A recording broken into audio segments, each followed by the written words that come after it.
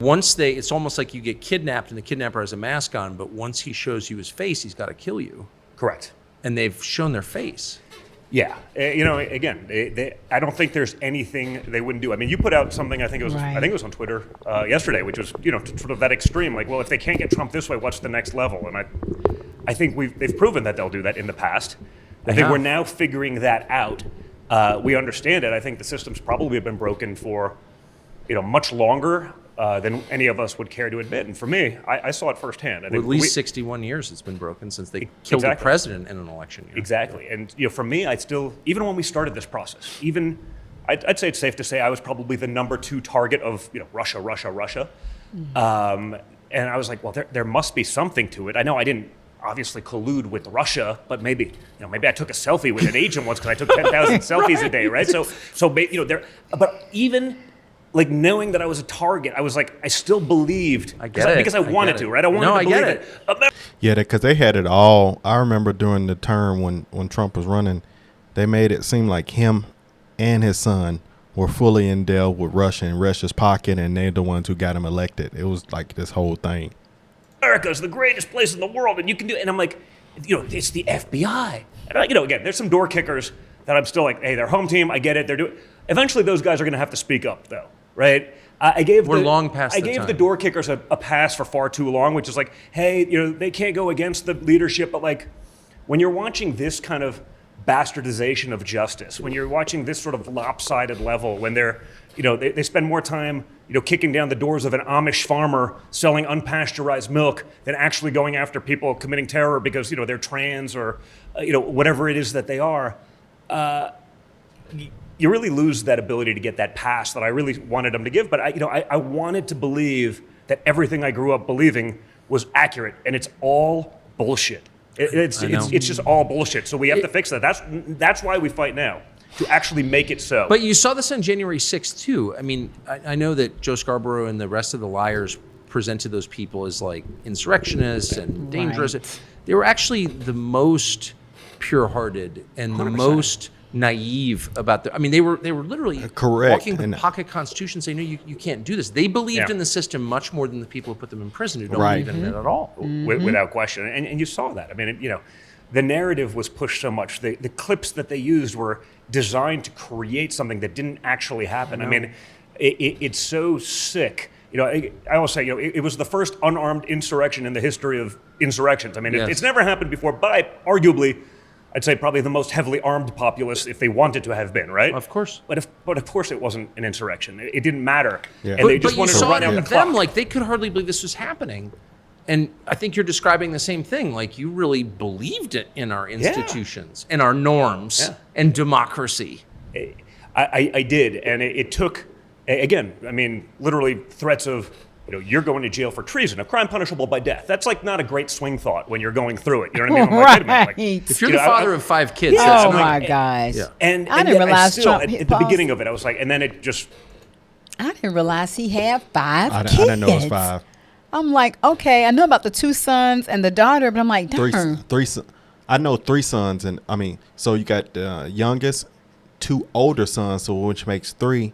The daughter. So I wonder who the 5th. So Laura Trump, Don Jr., his older brother, I think it is, and then his younger brother.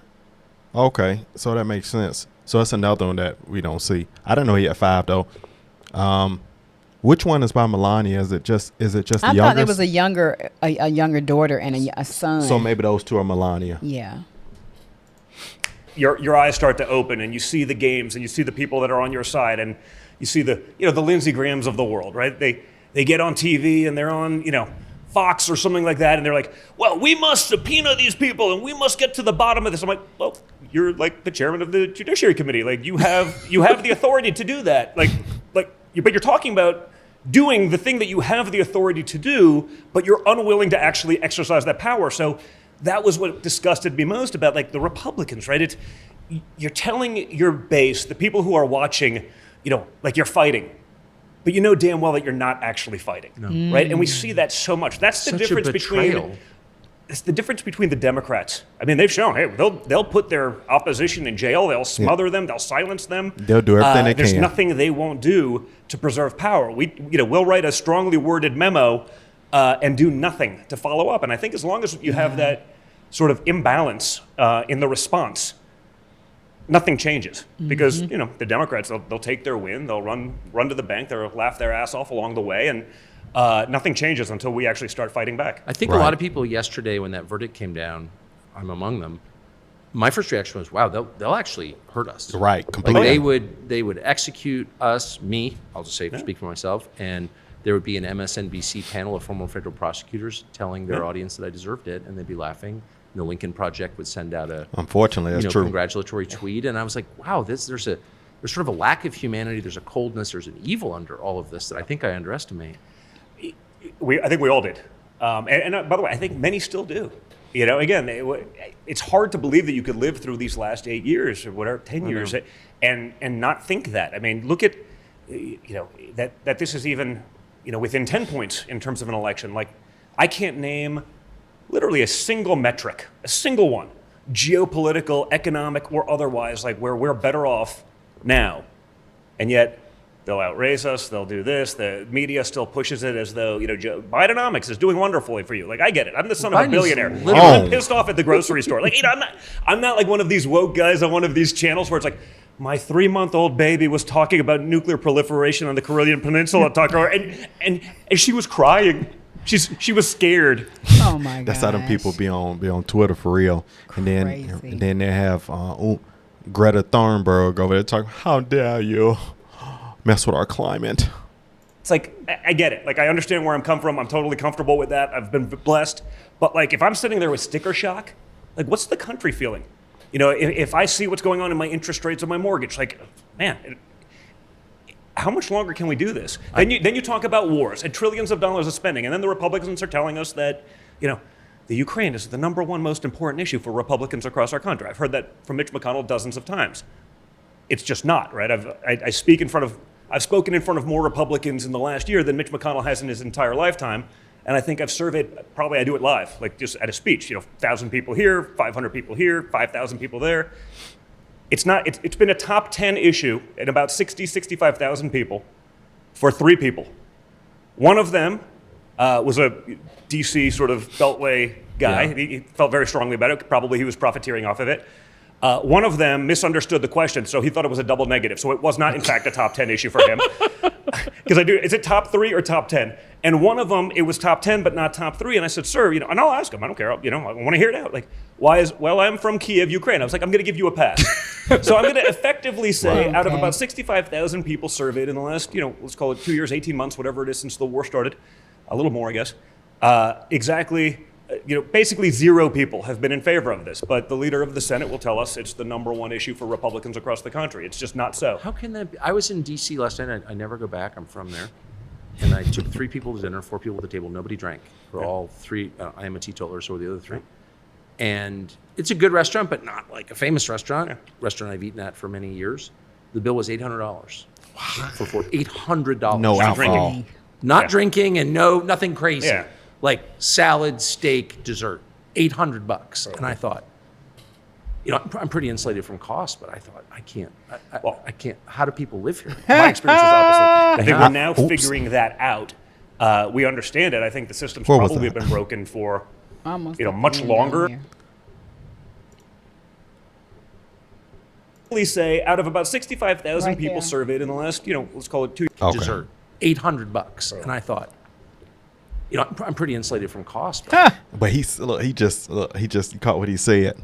So 800 is crazy, but insulated from costs is the way every American should be fighting for at some level of a desire, because this man said $800 with no alcohol on it, and it's only a small group of people.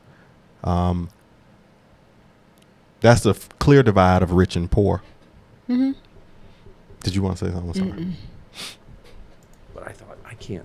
Well- I can't. How do people live here? My experience was opposite of that. Took 2 of my boys on a fishing trip, and we were coming back traveling through an airport, and we went to a McDonald's, and it was my 11-year-old boy, my 14-year-old boy, and me at the time. It was the last, and it was like $47 and change. That's ridiculous. That's ridiculous. McDonald's should not for the whole. $40 should be a whole crew of people. That's ridiculous. It's ridiculous. Well, when they went up in the price of what they're gonna pay their workers, minimum wage, That's in order so they can stay in business and y'all can still keep going to McDonald's, they had to raise the price. I mean, sucks. That's what I'm saying. It can't survive. So if you have McDonald's, which used to be, let's be real, even though it's not healthy food, that was one of the staples of America. They got Hold on. salads, grilled chicken. Yeah, but that's more. So you have McDonald's, you have the housing market, the gas market. Those alone, food, restaurants, housing, gas. Those alone, you cannot. This economy won't survive unless you're going to push everybody up to where they making where $100K is the minimum a year, so that people can afford to have families. But if you're going to charge $47 and you want this person to making $30 a year and you got 2 kids, that's poverty. It's poverty. How are you surviving this economy? And you must have been in your house 10 years before the housing spike and they're gonna have to get second jobs or start driving Uber or Lyft. I mean, I don't know. Thank God they got even opportunities where you can drive Uber and Lyft, or get creative in so many other ways. It's sad that having a good paying job is not enough. Nope, it's not good. That's why it's.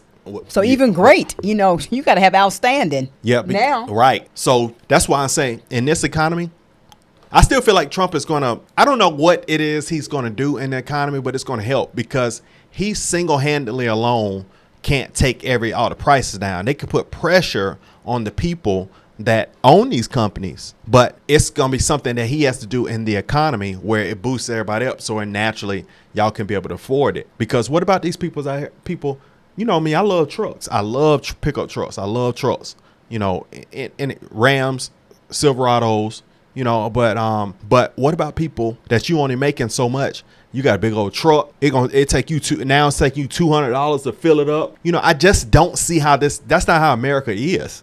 I don't see how that's going to survive. Well, when Trump gets in office, I don't know. It's not like he's going to be able to take a magic wand and go bing and change everything all at once. But I feel like the economy is the top of the priority to the border. Yeah. And everything else that's going on. And so, I'm interested to see, how it's going to be put in place. Yeah, it's going to be a thing, and I believe that people are going to be like, they're going to still be trying to get on Trump because y'all say you're going to do this and this. You can only do so much for 4 years. I think he'll be able to do economy-wise. He'll be able to do the maximum that he can in 4 years. He don't have the Obamas and all these people backing up, so he can do another 8 years indiscreetly. So he's got to do what he can when he get into 4 years as a businessman, and just settle these wars. And I think it'll get a little bit quiet. I think it'll get a little bit quiet war-wise, but it's going to be stuff that, civilly, I think that's when the problem will kick in, the civil side of things, but not countrywide. You get what I'm saying? Yeah. Well, I like what he said about Republicans being able to, you need to stand up and open your mouth, and not just be hush-hush and not follow through when it comes to these great things that need to be addressed, And I was watching one Black Conservative Perspectives video, and he called the Democrats, the devils, pretty much criminals, crooks, but the Republicans are cowards. They're not, standing up and making sure. You got a few people, but as a collective, it really needs to be tighter now and move with the movement of getting things done, quickly. Yeah. Versus sitting down, here and there, a group, these few. It needs to be everybody. Yeah. And that's why we're here. Two conservative couples talking about conservatism, and things need to change. No more sitting back. You got to do more, because the people on the Democrat side, they out. Have you noticed the conservative people kind of be chilling? The Democrats be out there, the ones that's wilding. They don't care. They don't care about trying to get a president locked up. They don't care about, tell you people go in the street and on Pride Day and dress and be naked in front of the kids. These people be wilding. It's totally different over on that side. You were right, but I see conservatives are putting their money where their mouth is. How much they've invested in Trump. So maybe that's another way of how we do it being done. Yeah. Citizens wise, when I'm talking about other government officials, they're doing it. It's being done with money.